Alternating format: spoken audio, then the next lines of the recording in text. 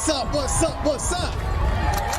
Welcome to This Week in White Supremacy. If this is your first time, what's up? You know, we hope you buckle in and join us for this ride. If you're a repeat viewer, you already know what time it is. You know what I'm saying? We're going to have a good time. We got some laughs. We're going to get serious. We're going to break down what's going on in the world. We're going to hope to survive to the end of the episode. We already on smoke. Some of your beer, baby. We already on smoke from the beginning. Thank you. Which I like. I like when we get like this. My name is Jasiri X. I'm co-founder and CEO of One Hood Media. Fresh from my first trip to Martha's Vineyards. Yeah. Oh yeah. Smelling like a vacation. With the elites. The Illuminati. It was dope. It was. I had a good time. What did they say? Did you order a pizza? What is it? Oh, come on now. Now you're getting in. Now you're trafficking in ridiculous conspiracy theories. No, I was with pizza and hot dogs. You know, that's what it is. Pizza and hot dogs. Yeah. No, I was with black people talking about the liberation of our community. You know what I'm saying? All right. Yeah. With some socially conscious black people. It was a time. Shout out to Were they all light skinned? Email to invite you. Absolutely not. Okay. No, it was I don't want to get into who was there, but it was dope. It was dope. I had a great time. To my immediate right, it's a miracle. You know. Weren't you somewhere too? Was I? No, I've been out nowhere. I go here, I go there. Yes. You know, I'm just your common, everyday, regular, blessed miracle. Just common Miracles things. Aren't common. Blessings aren't common. Absolutely not. That's just me. Girl goes to Paris like 3 times a year. Like, what are you talking about? Listen, I have to travel for my mental health and stability. Yes, absolutely. Yes. Yeah, and we also have to probably look for property in case this thing goes off to the right. You know what I'm saying? Because this is looking crazy. My brother. It's your boy Trouble in LS, Never Like Supremacy, Next Level Shaman. Yes. You had a good weekend as well? I had a great weekend. Okay. I'm feeling that. Okay, brother. All right. You know what I'm saying? You had some next level weekending, huh? I did. We did some next level singing. Happy birthday. Oh, okay. You know what I'm saying? Oh, dope. Okay. And sir. Yeah. Just yeah. No introduction. Let us continue on. Yeah. Wow. Super Saiyan Sai. Okay. Okay. Yeah. No acronym today. You don't have to coddle his ego. Oh. So Oh, wow. Did you want to mention how don't you dare. Don't you dare. How she's wearing my name on her shirt? Celebrating Farouk Amin. If we can patent her shirt. Shout out to Al-Saeed, first of all, the Supreme Asiatic Intelligence. Super villain, part-time hater. You know what I mean? We're muting the blessings today. We're muting the miracles. MAGA Miracle is over there talking about how she can't wait for Trump in the debate. Shenanigans. This is light-skinned messiness.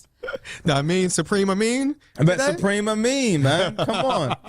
And you know what Amin means? Blessed. And yes. I'm big blessing. Big blessing with the blessing. You know what I mean? It is what it is. It all comes around. Yes. It all comes back around. Are you happy? Positivity. Did you make it? Are you happy with yourself? I'm definitely. I'm happy that we're all on the same accord. Mm-hmm. As blessings. As we prepare. Oh God. For the first debate between Joe Biden and Donald Trump, which I think if you're watching this on Free Speech TV, it's probably already taken place. We record prior to that. You know what I'm saying? So, yes. When's the debate? It's Thursday. Thursday, right. Thursday, yeah. I think 9 p.m. Mm-hmm. The Battle of Bengay. Yep. The showdown of the senile. The dementia debate, if you will. Yeah. And so right now, I guess it's how senior phobic of you. Very ageist. I love it. Take the heat off of me for once. Yeah, let this nigga make all the old jokes. Oh wow. I'm saying, come on. 81 versus. Is this the oldest presidential debate? By far, brother. Yeah, it's probably like they put numbers on the board, man. Could we call this the geriatric jump off? Oh wow! Come on, Joe. The geriatric jump off is crazy. Man. Yeah, it was actually at Martha's Vineyard. It was a brother who I was love how I just keep dropping that. Yes, he was an astronaut. He was an astronaut, a black man. Your mom is an astronaut. Oh, My mama ain't no astronaut. That was from a movie. What movie was that? White Man Can't Jump. Oh yeah. White Man Can't Jump. Yeah, it was from a movie. And he was the first black man to lead NASA. Oh, that's dope. And somebody was like, him for president. He was like, no, I'm too old. I was like, no, you're not, brother. Yeah, man. You're actually right within the age group Man, listen. of who's running for president, right? Because even RFK is in his 70s, right? Yeah. Cornel West is in his 70s. So, yeah, but this is just... We need, like, the movie voice guy to do, like, this debate. Morgan Freeman. Biden, back for round 2. Who will survive? Literally. Like, right? who are literally survived. So, what if one of them dies at the debate? oh, my... I mean, we don't want that to happen. Oh, you're knocking on wood? But, I mean, I think that's the question, Is that right? death knocking or is that... Oh, shit. Oh, wow. Oh, wow. It's coming for all of us, Rue. Oh, wow. Jesus is going to be in the audience like, I'm waiting on one of you niggas. It's time. But, I mean, I think that's what's wild, right? Because it's probably maybe the lowest I don't know.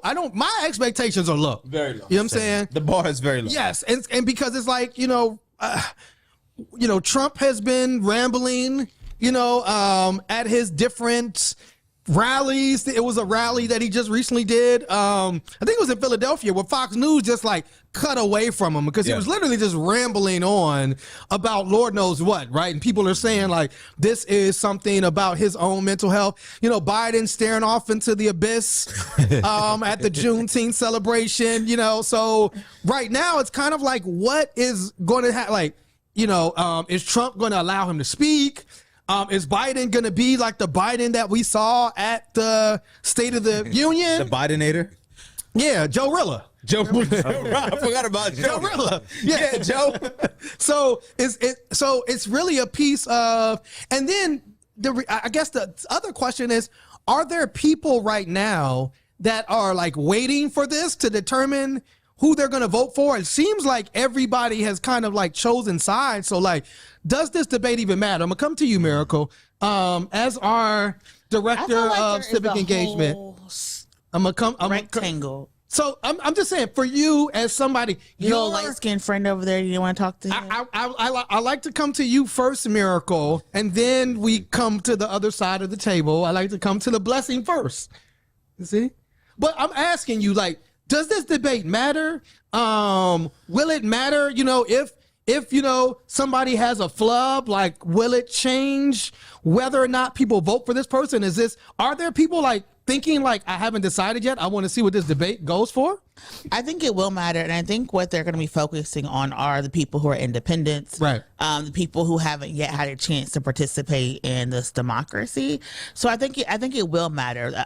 Also, for a lot of people who are toying with the idea of sitting on the fence or even voting third party, they'll probably be looking for something to say, okay, maybe I can, hold my nose and vote for this person over that person. So there are some things that people will be looking for. And I do think the flubs are going to matter. I think for people who have been pressing for different options, they're going to be looking for more flubs to boister their argument as we go into the national meetings. For people who are saying maybe folks need to change their vice president picks, they're going to be looking for something to say. When do you have to finalize the VP pick? So they are, I believe I know the RNC is meeting in Milwaukee and the DNC is meeting in Chicago. I want to say they're both in July, but that could be a lie. And that's when they pick. That's when they announce. When all the states do their official casting at the convention. Now, does it have to be like a national unanimous vote for? It's majority wins. Majority for VP. Okay. So basically, each state, during the primary election, people won. And each state gets a certain amount of votes. Right. Pennsylvania is a winner take all, so all of our votes all of our delegates are supposed to vote for Joe Biden at the convention, but other places such as Michigan, the uncommitted has votes. So other people can theoretically vote for and nominate another candidate. And then at the convention, you could possibly have a different candidate. It's going to be a very rare situation. Yes. If people get like overturned at the convention, Right. But part of this debate is to like rally all the delegates, like this is our person. But if the debate goes bad, then there is going to be people saying, "Hey, as delegates, you don't have to vote for this person," you know, and that's on both sides of the RNC and the DNC. The Republican debate is July 15th through July 18th in Milwaukee. Right. And, you know, that was the controversy of not only did Trump like diss Milwaukee. Yeah, he shitted on Milwaukee.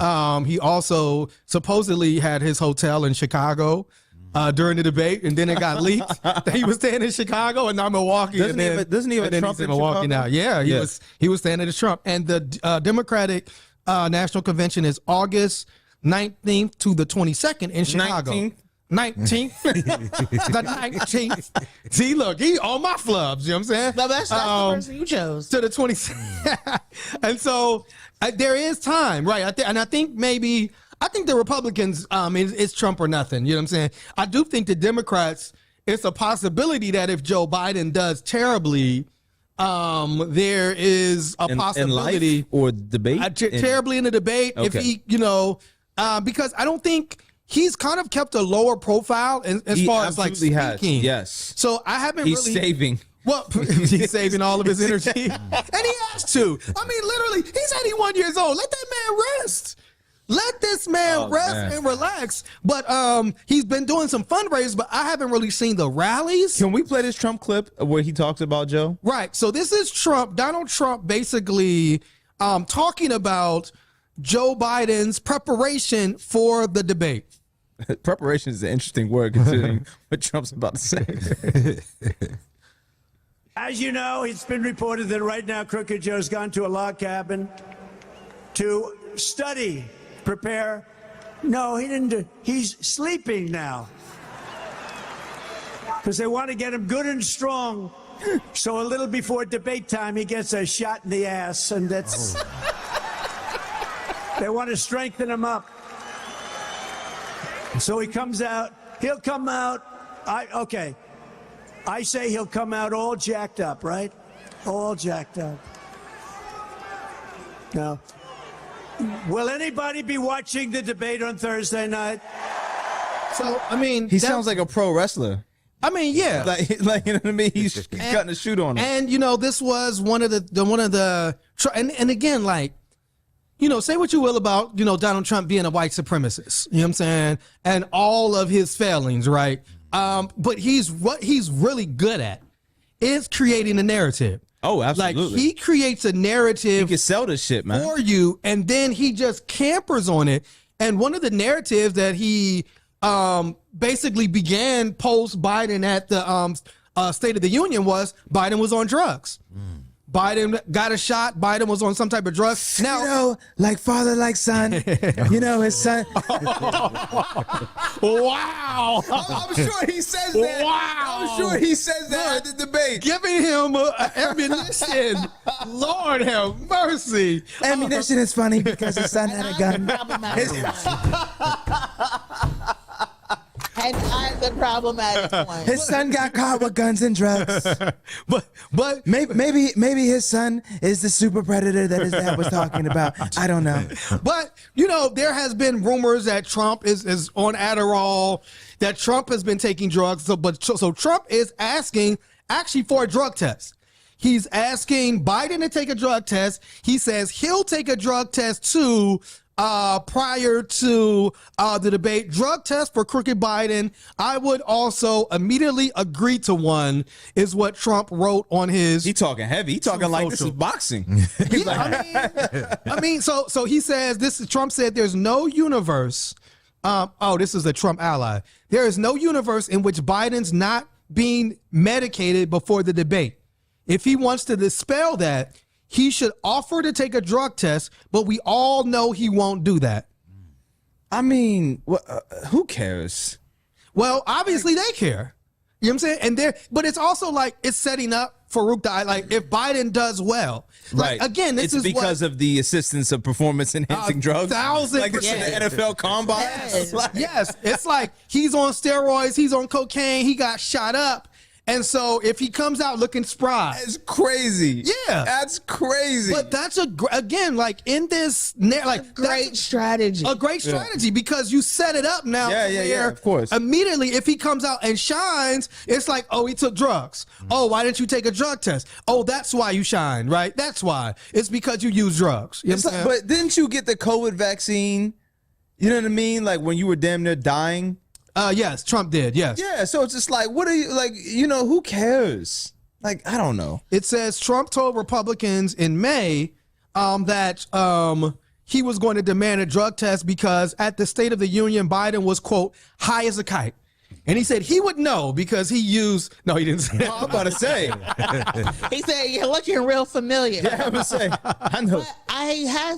There has been conversations a lot about how the sports world and the political world are kind of combining for this like far right partnership. Yes. And this is part of it, this idea that you are talking about these drug tests because you're going for a specific demographic Yes. of voters who are used to, before you have a performance, that you get drug tested, whether you're like a Ryan Garcia or Sha'Carri Richardson. We know what this is, and so Right. now he's like, he wants a drug test, a cognitive test. Yeah. But then it started to be like, okay, and then where does it stop? Because if every time you're going to engage, you have to have some type of test, where does it come before doing entertainment or actually encroaching on somebody's like personal privacy? And I think that if it gets accepted at the presidential level, then does it like filter down, and then how many other tests will regular everyday politicians have to go through, and what barriers they have to face if they want to run for office? Absolutely. I think that is kind of like the issue with that demand. Yeah, and it's also like it's that thing of when somebody like throws an allegation on you, it's that question of like, do you entertain it? Like, so then if you say I'll take a drug test, you know what I'm saying? Like, then are you entertaining that thing? They You know should what have I'm saying? USADA do it. You know, I mean, to me, that would be crazy. again, If USADA tested both. if I was Biden, I would be like, yo, let's both. We have to both be together live. Let's both do it. Yeah. Because Trump is not going to take a drug test. No. You know what I'm saying? Trump's not going to do that. And so I think that would be fascinating. Joe. Back at it again. They tried to give me the virus. It didn't work. But this is also because of the fact that they're both so old. And that Biden is so old that if you see somebody 81 with a lot of energy, Right. the thinking is possibly like, oh, why does he have so much energy? How are you seeing this come with like trouble? Like, do you plan on watching or? That's a good question. I'll probably tune in. You'll 'cause probably tune in. it seems like it will He be doesn't have a interesting. choice. Because you have a job that you have to talk about these things. Because his job is holding an event where it's being played. But nah, I do think it's interesting to hear drug allegations when they're so old. I'm just trying to imagine like what drugs could they use that wouldn't kill them instantly. You know what I'm saying? Yeah, like could either of their hearts take cocaine? I don't. Yeah, I don't know. I mean, yeah, that's a great mess. Some B12. I don't know. Yeah. But that is pretty fascinating. What drugs won't kill them? That's fascinating. Any other debate prep comments or final comments on the debate prep? So this was another Trump narrative, right? And again, obviously we're not Trump fans. Well, not all of us, but maybe some. I don't know. Yeah. I mean, you can speak for yourself. Obviously, I'm not a fan of. Thank you. I'm not a Donald Trump fan. We However, use I statements. again, so one of the narratives that Trump is also putting out there is that because the debate is being hosted on CNN, that CNN is biased towards Joe Biden. Interesting. And If that anything, and CNN has been leaning farther right. I mean, of course, but again, this is that piece of like, when you think you're going to lose, Right. Of course, you start making excuses. you put your excuses in the front. Absolutely, Right? yep. So then if you lose, you've already put into the minds of people. And so one of the narratives was that Jake Tepper, who is the one of the moderators for CNN on the debate, is biased against Donald Trump because Jake Tepper has referred to Trump and Hitler before.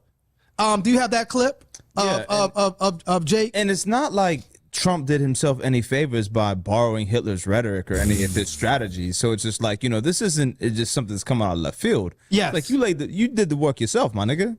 Absolutely. The dehumanizing rhetoric of Adolf Hitler is once again alive and well on a national political stage. This time, of course, in the United States. Donald Trump, a couple times over the weekend, referred to immigrants from South America, Africa, and Asia. He did not mention Europe.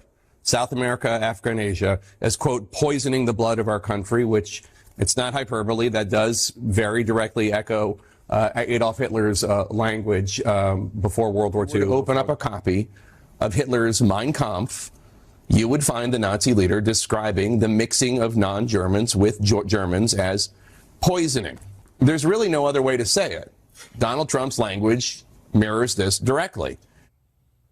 Yeah, I mean, and so people were saying this because a Trump spokesman was on CNN this weekend.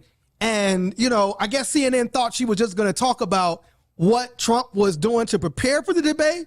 But she came on Smoke to really talk about what she felt was like the biasness of the CNN moderators. And so the CNN person kind of cut her off. Did you want to play that? It would take someone 5 minutes to Google Jake Tapper, Donald Trump, to see that Jake Tapper has consistently stop this interview if you're going to keep attacking my colleagues. Adolf Hitler. Ma'am, I'm going to stop this interview if you continue to attack my colleagues.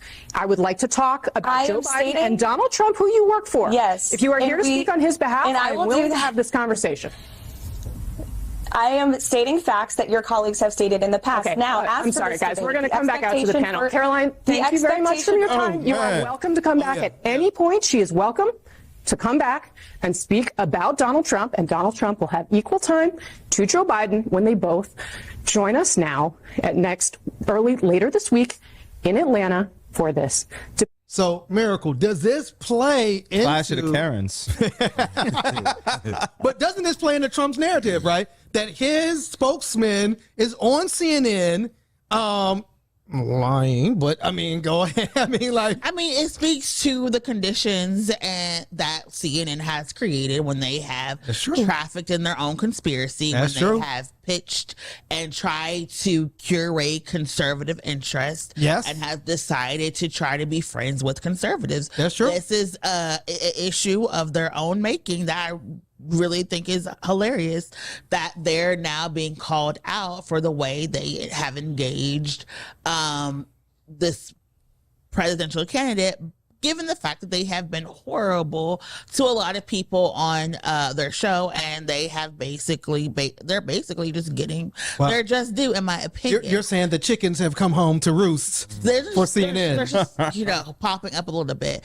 But no, CNN has intentionally tried to become more conservative. That's why they want to host this debate. And they are now having to deal with what happens when you engage conservatives. The Trump voters, the Trump team, it attacks and disparages people on a personal level. Right. If they do not like you, they come after you personally. They don't engage in policies. They're not having a principled debate or a principled critique. They're coming after you personally, and this is what they do. So it's going to be very interesting to watch what happens between now and Thursday, and see if they're actually going to replace Jake Tapper. Yes. He's moderating the debate, right? He's one of, I think it's two moderators. He's one of the, but again, Trump used Hitler terminology. So spicy to him. He probably, absolutely. Crazy. I'm actually excited about this because it's like the Shane Gillis skit where, his bit where he talks about Trump coming out to do the debate, and he just all Trump's going to come out and do is just chat shit. He's just gonna come out and do like lunch table jokes, roasting people. He's not gonna say anything of substance. He just look at him. But again, it sets up this idea, and it plays into the narrative that all of these people are against Donald Trump, right? Right, yeah, That they put these fake charges on him. This is how the Trumpers think, right? They're trying to put him in jail. Trumped up charges? They're trying to stop him. He put a fundraising email out that said he was tortured in jail. Oh. What? Are you serious? Yeah, he was tortured. By whom? Maybe, you know, some brothers was in there. I don't know. You know what I'm saying? Like, and I don't know what that reference is. You know, Yeah, like what type of torture did Donald Trump sustain? But so here's Donald Trump again saying, like, I'm the person that they want to get rid of. Well, he said he was a political prisoner. Right. I'm the person that they're all lined up against. Now, here are these debate moderators who, according to his spokesperson, have made their opinions about him very well known over the past 8 years, and their biases. So basically, they're saying he's biased. They're saying, even though Trump literally used words right out of Mein Kampf. Right. Poisoning the blood of the country, that's right from Hitler's playbook. So then as a journalist, we're not supposed to say, hey, this is words that Adolf Hitler used. But now Trump is like using that to say all these people are against him. I mean, do y'all think it's going to work? You know what the good thing about old age is? What's that, brother? It doesn't last long. Miracle. This is why I come to you first. Okay. That's your little friend. That's right. All the people are now turning the channel on free speech. Listen, Again, they say trouble doesn't last always. oh yes, So that's not the only thing that doesn't last long. It's trouble. got you. Trouble. Doesn't last? Yeah. Always? Yes. So, But Not again, treble. Trouble. But again, Miracle. I mean, kind of like the eye of the storm is the calmest? Is it like calm Sure. before the storm or something like that? Sure. So again, Miracle, Trump agreed to the debate. And so but now again, it's like he's setting up a scenario where if he loses, Biden is hyped up on drugs. The debates are the moderators are biased against him. But like, what drugs are going to Here's help the you thing. with the debate? People want Trump to win the election. Let's be very clear. Yeah. Yes. People want Trump to win, not because he's better for the country, but Right. because he's better for their bottom line. We have realized 1,000%. Yeah. Yes. the first time Trump ran for office, the reason he was able to run is because the media did his bidding. They played Correct. they played his speeches, they covered his rallies, and in round two, the media did the same thing again. The media is the best thing that has ever happened to Donald Trump. He very rarely has to campaign. All he has to do is say something and the media will cover it. Yes. So nobody is really working against him. They have given him free press from his trials, from his travel, all the type of stuff. He is not being persecuted. He is not being harmed. He's in fact getting special treatment. Absolutely. Because he got Come on, arrested. Michael. It was only in that facility for like 10, 15 minutes. He is a felon with 34. He was convicted. Walking around like nothing has happened with 70 more felonies or 50 something more felonies to be tried for. You know what I'm saying? So he has he's getting special treatment. There's a whole arsenal of politicians literally rewriting bills and election codes so he can be on the ballot. He is fine. And the fact that he does his victim narrative is people who are literally just are attracted to that because they don't want to have accountability for their own actions in their lives. Right. And so they feel like if I can just excuse and make excuses, I can just be like this person. So that's why he's doing it. He is just annoying. He is like a petulant, spoiled child. Absolutely. And that's what he does, right? Like when he loses, it's a conspiracy against him. When he wins, it's because he's so dope and he's so great and he's so intelligent. God deemed Trump his beacon of truth on earth. Right. That's why he got the golden statue. That's why he has the best everything. Yeah, but when he loses, that's why he has the orange glow.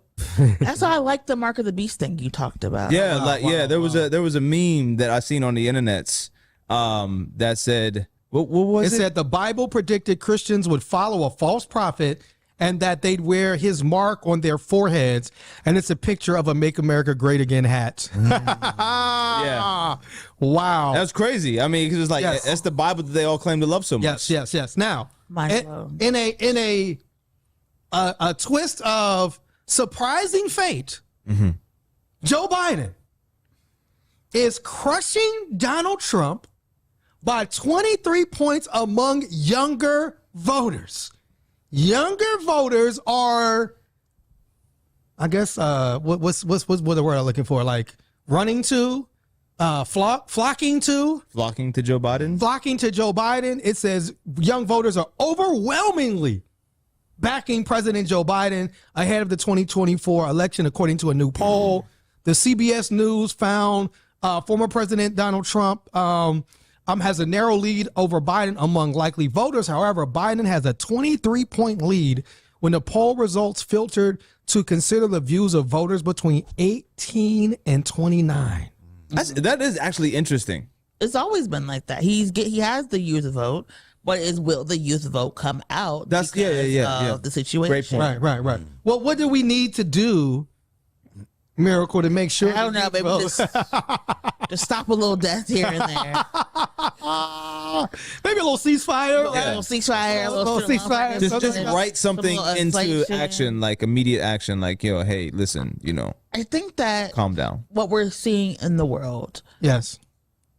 I keep saying Biden needs to move into the 21st century. Where we're looking at, we see what he's on TikTok, Miracle. Okay, I'm talking about the diplomacy. We see what's going on in Haiti. We see what's going on in Kenya. Yes, we see what's going on in Sudan. We see what's going on in Gaza. We see what's going on in Ukraine. Yes, and it's like, okay, none of this is working. None of our policies are working. So how about we pause a little bit, but stop. Yeah. And maybe humanitarian pause, a little diplomacy, a little maybe the bombs and guns aren't working. Let's try something different. Yes, let's try something else. Let's not just let billionaires get away from sanctions because they've been killing people in the Congo. Let's not do that. That was crazy. So I think that the administration really needs to take a step back and be like, okay, we cannot keep doing this 1970s approach, this 1980s approach to world issues anymore, and really look at what's happening. And I'm not cheering on the president of Iran. I know people are going to be like, oh my God, she said this. But the Iranian president, the Cuban president, they have been going out and having conversations with younger people who do not even agree with them, people who are saying we're disillusioned by these elections, and having conversations. Wait, they're here? They're in America? They're in their own country. Oh, okay. I was about to say, damn, that'd be wild.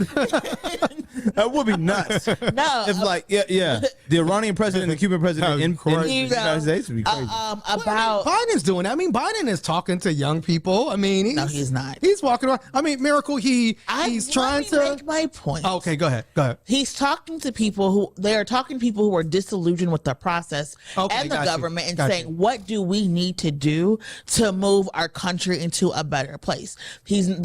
Instead of just moving into isolation, instead of saying people are threats and terrorists, these elected officials, even in Saudi Arabia, are like, okay, we see this protest that's happening on the horizon.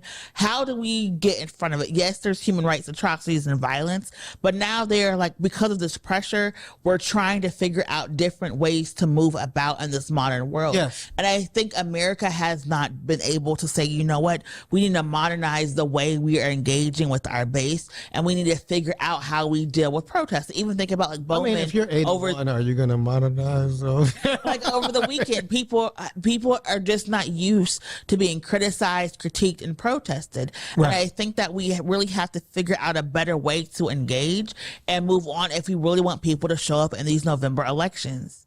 That's what I was saying. I don't know. I mean, I think at this point, Biden and them probably are used to protesting, but I think, like you said, I mean, at this point, you got to be used to protesting. Yeah. However, I mean, you got he's reclassifying marijuana.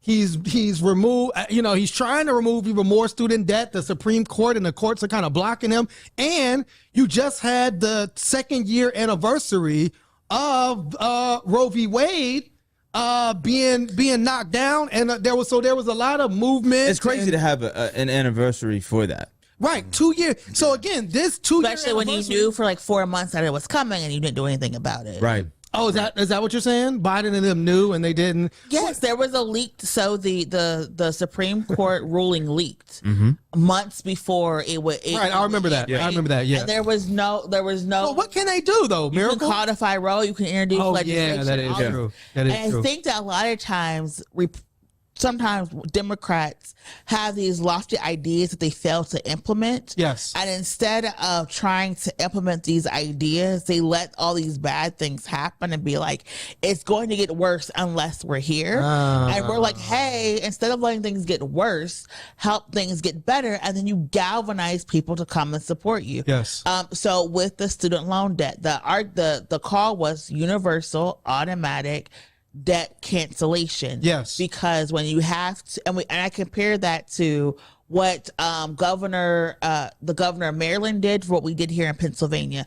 The governor of Maryland said, you know what, you got a marijuana conviction. Oh, yeah, doing he got automatic pardons, right? Yeah, he did everybody. Pennsylvania was like, if you meet these criteria, True. you need to fill out this application by this debt. And like three people, like not one person in Allegheny County like made their criteria. Or maybe like one. It was crazy. Right. And so this idea that we keep saying we need stuff to be automatic and universal, it's not because we're just like socialists. It's because we understand when there's barriers there, you start to disenfranchise people, and then less people get impacted by the policies. Yes. Everybody gets to eat, then everybody has a good day, and then we move on to something, to tackle something different. Yes. And so that is what people are fighting for. And again, Biden is, I think he is a pragmatic, I don't know how you say it. Like he's someone who's very pragmatist. Yes. And so he doesn't believe in these like radical changes, and he tries to do things bit by bit, piece by piece, and that is the problem. And so I do think that having somebody to push him is what we have to keep doing, because like we can't get peace here. A little if anybody pushes Biden, he might not survive. Stop. That is hilarious. I mean, sometimes I wonder if Biden's real is just like, you know, MAGA conspiracy coming. Come on, MAGA Muslim. That was like three children in the suit, like standing up, like the Little Rascals or something like that. But I guess, right. Is that a conspiracy that he's not real? Man, there's mad conspiracy. Right. There's other Bidens that they have cloned. Wait, what? Yeah, there's all types of conspiracy. But Biden clones. Did you not watch they clone Tyrone? Yeah. But whatever they're doing, it's working amongst young people. I mean, obviously, whatever message they had is working because they have a large. They're crushing Biden amongst young people. I think the question is, like you said, Miracle, can they get the young people out, and what are the things and what are the issues? Is Roe v. Wade a reproductive rights issue? Dr. Joe Biden was here this weekend to talk about that. Is that an issue that's going to get young people out? Is it marijuana declassification or legalization? Like, what are these issues that are going to actually make young people go to the polls? Ironically, as we're talking about people voting, you just sent us this story today. And this is like, it's hard to believe in 2024, a small Alabama town oh my God, had to file a lawsuit to allow it to vote. So a small Alabama town that says wins a lawsuit allowing residents to vote for the first time in decades. 60 years. Decades. 60 years. This town is called New Bern. 60 years ago, Joe Biden was like 160. He's crazy. It says New Bern is a predominantly black town with 133 residents, and that this settlement now will allow them to hold its first legitimate election in more than 60 years. They got to wait next year, though. That's crazy. That's the punchline right there. For decades, white officials appointed New Bern's mayor and council members in lieu of holding elections. Most residents weren't even aware that there were supposed to be elections for this position. Leah Wong, who's a voting rights attorney with the Legal Defense Fund, said, "This is just one of many examples of this country's longstanding racist policies that deny black folks the right to vote. White folks in this town essentially handed down the positions of power to one another throughout the decades. There were never any municipal elections held for the mayor or town council. Black folks weren't even told how to get on the town councils." It says New Bern is an hour away from Selma. Any comments about black people finally being allowed and not even this year, in 2025, to vote for their own rights. It's like we're in some bizarro universe, like this year, where just nothing makes sense. It says the settlement will reinstate Patrick Braxton, the mayor of New Bern, the first black person to hold this position in the town's 170-year history. When I like envision this town, I think it's like someplace that has like one shared outhouse. Like there's like no stoplights. He's just trying to offend everybody. That dirt roads. Obviously doesn't have the dish network, huh? Obviously. They're just like off the beaten path in like rural America where just like, you know, the world has left. You have motorized vehicles. You got moving pictures. I mean, a town with 133 people is obviously very small. Yeah. What was wild is they said that the reason that Braxton became mayor is because he was the only one who filled out the paperwork. Yes, we we killed this. Yeah. We covered this. He was the only one that filled out the paperwork. So because of that, he won the mayor off a technicality by default. I love it. But I love it. He was voted in. Right, because the white guy didn't even bother to fill out the paperwork because why would he have to? Right, yeah. We run this. We appoint these people, and so they basically didn't All care. politics is local, man. Yes, they did not care, and they still, despite that, they would not allow this man to be mayor. You know what I'm saying? That's crazy. It's crazy. I mean, you like a little Southern outhouse joke. But let's not forget that right up the street in Washington County, they tried to stop Mayor JoJo, the first black mayor for Washington, from being mayor. Which is essentially, you know, the South in Pennsylvania. And then in Philly, when black and brown people re-elected their prosecutor, the Pennsylvania legislature created a new position to actually prosecute people in Philadelphia. So when we pretend like we're so outraged that Southern people don't respect one person, one vote, we gotta remember it's also up here in the north. That's true. Kentucky. That's true. Get him, Miracle. Get him. And we also talked about last year about Mississippi, where the Mississippi legislator basically said, "Oh, this part of Jackson, Mississippi, that has all of the money and all of the resources, the white area, we're going to take all that over and we're going to control it, and we're going to have our own police department, we're going to have our own court system, and the duly elected mayor of Jackson will not have any power over these areas, which these is white areas." Crazy. Yes, which is crazy. But again, this is like how America works, and this is oftentimes that's seceding, right? I mean, again, it's basically saying like we don't want these black people to be in control of us. You say succeeding, other people say annexing. Yes. But, you know, I mean, annexing. Yeah. But, you know, it's legal ways to take over and dilute the vote because, you know, we don't have the John Lewis Voting Rights Act. Yeah, there we go. We really are trying to reestablish the ability to vote, the right to vote in ways where people don't have to face barriers.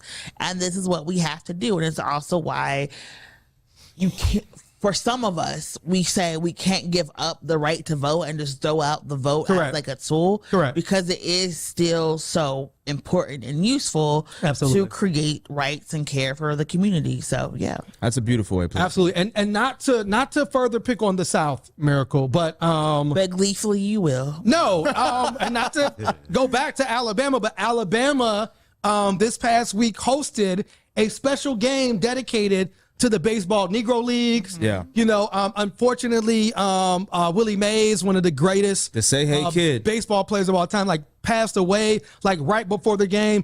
But this game was held in a baseball park in Birmingham, Alabama. And so, you know, this was the Birmingham A's. A lot of black people played at what they called Rickwood Field, the oldest professional ballpark in the country. And so they invited one of the people that played there, the great legendary Hall of Famer Reggie Jackson. Yes. And when they asked Reggie Jackson how it felt coming back, Reggie had time. Not only did he have time, but it was such an interesting thing to have like A-Rod of all people interview him. A-Rod was like, "I'm gonna get a little tan for this, bro. I'm gonna be dark, A-Rod, for this interview." Yeah, I'm gonna lean into that. Yes. How emotional is it for you to come back to a play that you played with one of the greatest teams around? Alex, when people ask me a question like that, it's like coming back here is not easy. He was like, The racism that I played here, when I played here, the difficulty of going through different places where we traveled. Fortunately, I had a manager and I had players on the team that helped me get through it. But I wouldn't wish it on anybody. People said to me today, I spoke, and they said, you think you're a better person? You think you won when you played here in Concord? I said, I would never want to do it again. I walked into restaurants and they would point at me and said, the nigger can't eat here. I would go to a hotel and they say, the nigger can't stay here. We went to Charlie Finley's country club for a welcome home dinner, and they pointed me out with the N-word. He can't come in here. Finley marched the whole team out. Finally, they let me in there. He said, we're going to go to the diner and eat hamburgers. We'll go where we're wanted. Fortunately, I had a manager, Johnny McNamara, that if I couldn't eat in the place, nobody would eat. We'd get food to travel. Yeah. If I couldn't stay in a hotel, they'd drive to the next. I thought that was an interesting panel of people they had, because they had Derek Jeter, they had David Ortiz, and A-Rod asking them these questions. And this is specifically an interesting interview because this year and just recently, the MLB integrated all of the stats from the Negro Leagues to count, which reset the standings of league leaders prior to integration in the MLB, and you had Josh Gibson now, who's the greatest hitter of all time. Right. And in a lot of people say that Josh Gibson, or Babe Ruth was the white Josh Gibson, and this was super big because the controversy that was around us was all these white people, all these white baseball fans were so upset that black people's stats were now counting, and this interview is not from antiquity. Like, Reggie Jackson's still alive. Like, he was the 1973 MVP. Right. You're talking that wasn't that long ago. Right. Almost call him Jesse Jackson. Yeah. Reggie Jackson is 78 years old. That's we're not talking that about old. the 60s. Right. I mean, when you think about the like 50s. Trump is 76. Yes. 78. 78. Stop trying to My bad. cape for your candidate, bro. I mean, Biden's 81. Reggie Jackson 76. That doesn't mean no. But Reggie Jackson sounds better than both of them. And Donald Trump is 78. But I'm saying Reggie Jackson is talking about the 60s. Yeah. He's not talking about the 40s and 50s. He's talking about the 60s. And, being, and like, again, like straight up being called a nigga to your face. We don't serve that nigga here. And again, like people like correctly pointed out, like this is that history that they're trying to like prevent schools from even teaching about. Right. And Miracle made a joke prior to this before we were on the air. Like the MLB was not expecting him to come on air and say that. Oh, absolutely not. Like absolutely they were not expecting that. No. It's like, which joke are we about? Oh, no. But no, I was going to say, like, which game do you think Biden and Trump went to in their, in their day? But get out of here, corn pop. I think it's very interesting because I did post something about like Josh Gibson, and somebody was like, he didn't even play in the major leagues, and it was like, I wonder why. Yeah, it was like, that's the thing. It's like, why weren't they? And then so a lot of the argument was, well, we should start including the Japanese players. It's like, no. Yes, let's include everybody. Include everybody who was not allowed to get in because they weren't white. Well, I was talking but about we're playing the same game with the same stats. That's true. I mean, the Negro Leagues, as they were called, were happening simultaneously as the major leagues were happening. Right. And they were they were not allowed to compete against white players. And this is happening in the United States of America at the same time, all the way up into the 40s. Yeah. And you had these players who were facing better competition, who were playing a more difficult schedule, who were better all-around athletes, finally getting their just due and placed into which hopefully now Cooperstown, where they deserve to be, absolutely, but memorialized because they were just superior baseball players. And the MLB, you had your average pitch speed was like 80 miles an hour.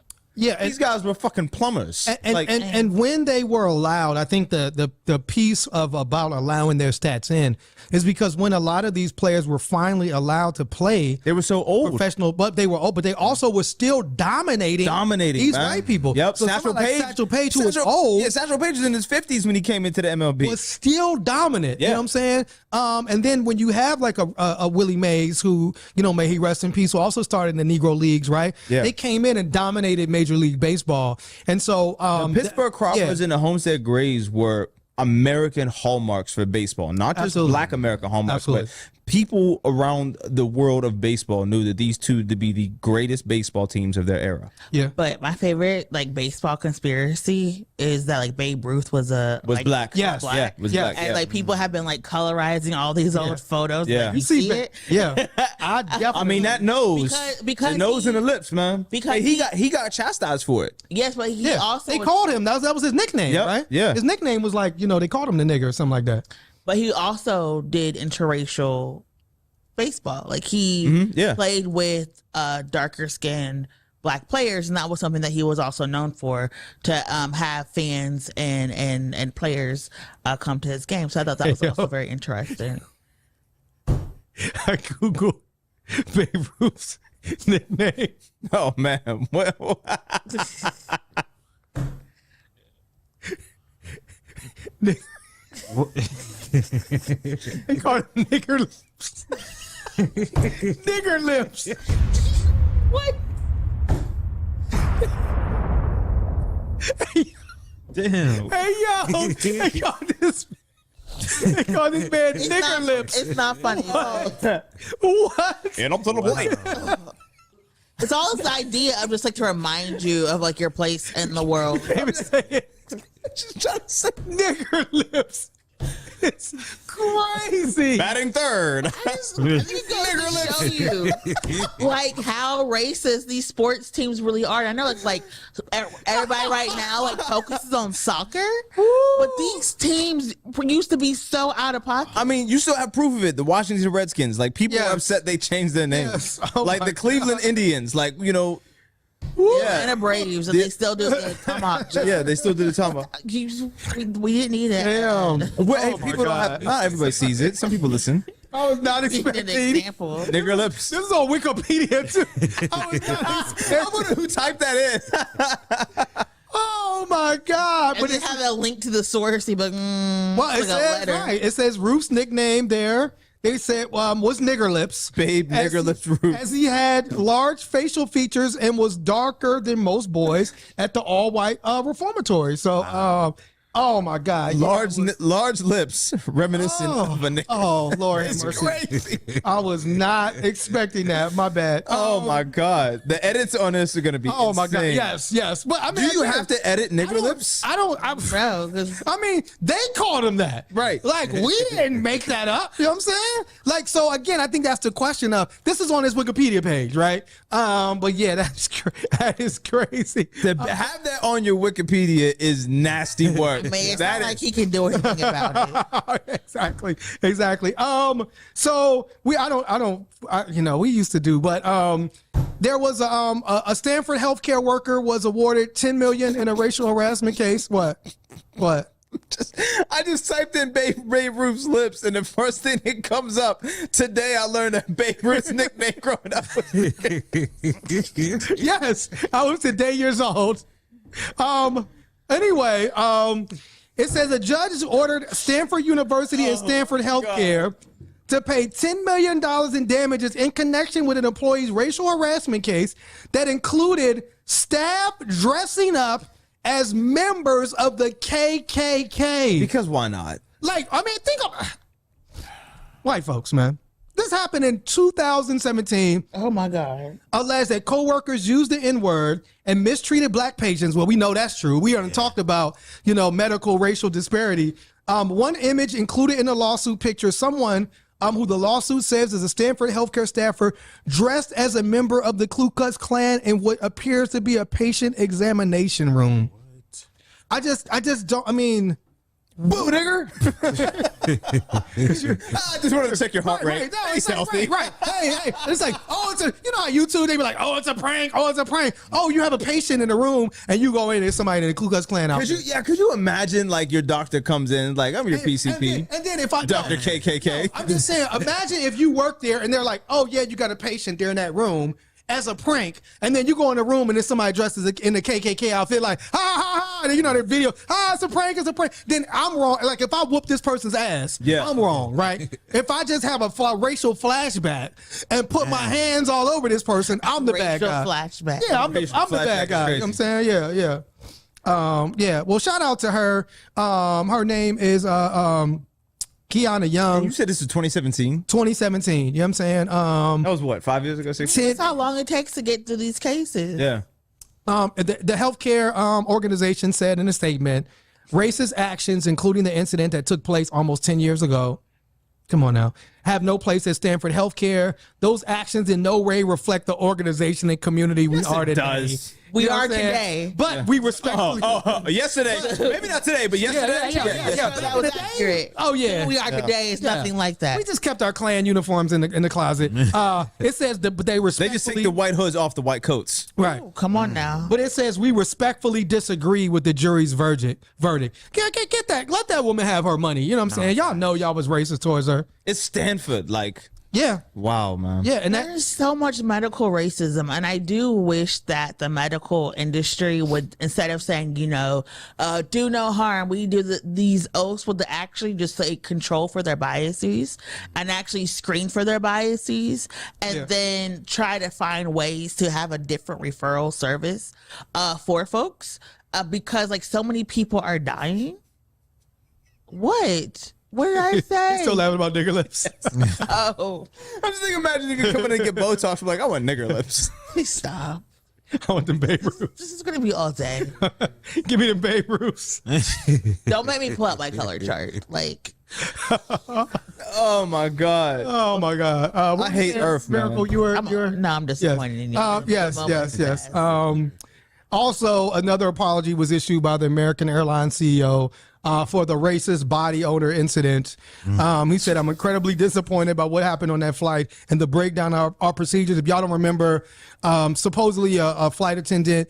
They said some black passengers stunk, right? Yes. And so they didn't remember or know which one. And so they gathered up all the black people that happened to be on the airlines that day and all took them off the plane. You know what I'm saying? And so that's crazy work. Yeah. Yeah, that is crazy work. Yes. Because if you ever smell people on the airline, like sometimes like, yo, you sit down, you be like, yo, they sit down air stink. Yeah. You be like, you know who stink. You in a tight cabin.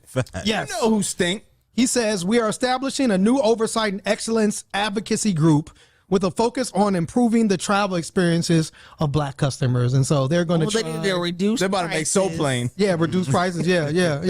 Shut the fuck up. You know what I'm saying? I don't know. I feel like. Yeah, what's wrong with this dude? One nigger lips comment and he goes full racist. I told you. Oh my God. I'm not surprised to hear about racism on American Airlines, especially because it's named after the country. Oh, come on, man. Yes. Racism. Yes. 1,000%. I also have a messed up joke about the nigger lip section of that day when they rallied all the black people. That was terrible. Never mind. Wait, nah. NLS. Oh, nigger lip section. Yeah. Oh, shit. NLS. Yeah, that was terrible. That was terrible. Wow. We don't have to roll with that. Wow. Wow. This episode's just going to be called Nigger Lip.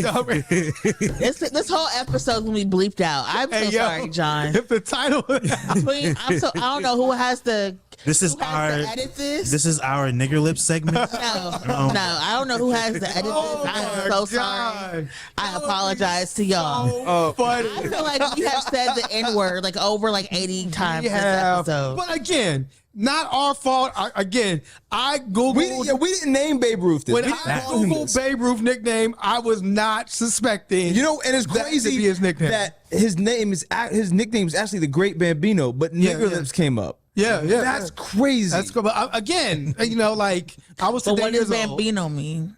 I don't know. I get baby. I don't know. Is that what it means? I was just saying, it was just still in reference to him not being white. Oh yeah, because it's Italian, right? Yeah, Bambino. Yeah. Okay. Yeah. Well, shout out. I didn't even think about that. So again, if Babe Ruth was called that, think about what these Negro League players had to go through. And Reggie Johnson. What did he say? What did he say? What? I'm calling HR. Wait, what? He said imagine what the actual niggers went through. I didn't say it. She said it. I feel uncomfortable. Wow. I am calling HR. Wow. Okay. Miracle said it, not me. Miracle. With that being said, today's white pages. So let's talk. How do we jump from nigger lips to white pages? Talk about how the colorism and the anti-blackness sometimes just seeps in, and then you think it's a joke. You know how like they think it's a joke and they just go too far. It's like how when you invite somebody in their home, like you can get yourself a glass. Yeah. And next thing you know, they're in your refrigerator, like eating your food. And do you drink out the jug? Of course, I'm country as fuck. Like, come on, let's go. I'm going to drink it. It's my house. Like I bought the jug. There we go. Like, come on. Why do I need the extra step to put it in a bowl or now? If you go home, do you drink out the? It is where I buy the groceries. I'm going to drink. I meant like when you go to your mom's place. I mean, if it's to last a little bit, I will drink out of the jug because that'll make no sense. It's a waste. I'm trying to reduce, reuse, and recycle. Come on, that's hilarious. Wow. Yeah. What a way. We're gonna edit that point out. What a way to end. Talk for some more like 4 more minutes. The actual nigga, that is crazy. No, that is crazy work. You know what I'm saying? That is crazy work. Yeah. Now I just want you to sit and reflect on like the people you choose to associate with. Yes. And like what it says. Yo, my face hurts from laughing so much. Like. Yes. So, with that being said, I feel bad for this author. Yes, Miracle. I will say before we get there. Do we have any blackmail? We do not. We will next week. Oh yeah. we will next week. For clarification, A-Rob said this shirt means honesty and trust. Oh, okay. And loyalty. And so honesty, faithfulness, and trustworthy, all things that one person am not at this table yes does not possess. Those are antonyms. One of these things are not like the other. Yeah. Lord have mercy. Yes. This is why people never ask us to promote things on our show because with that being been trying to said, introduce his book. Yes, I've been trying, but I'm glad we put some space in between. Unbossed, How Black Girls Are Leading the Way. This is by Christy Lauren Adams. That is our white pages for the day. She's a speaker, advocate, and ordained Baptist minister, and award-winning author of Apparel of the Brown Girl. When black girls lead, we all win. Shout out to Christy and Unbossed, how black girls are leading the way. And you know, the sister that got 10 million, shout out to her as well. I mean, if you want to make a donation, onehood.org. All right. So with that being said, we have, obviously this Thursday. Yeah. It's sold out. Sorry if you wanted to see Jeezy. We told you it was going to be sold out, but we're also going to be, after the conversation with Jeezy, we'll be showing the debate. And so next week's episode will be a special debate response. So make sure you tune into that. Anything else going on? Open Streets this weekend. Did you want to talk a little bit about Open Streets? Yeah, we'll be out for Open Streets Saturday morning at Market Square. Come through, you know what I'm saying? Check out some really dope performers. And that's in Pittsburgh. Open Streets, Pittsburgh, and Market Square. And that is, 11 a.m. early. Right. NLS Ron Seiko will be performing, representing One Hood Media. So come out to Open Streets Pittsburgh, and Fusion Fest. Fusion Fest is this weekend that we are sponsoring. That is Pittsburgh's Juneteenth celebration, the city of Pittsburgh.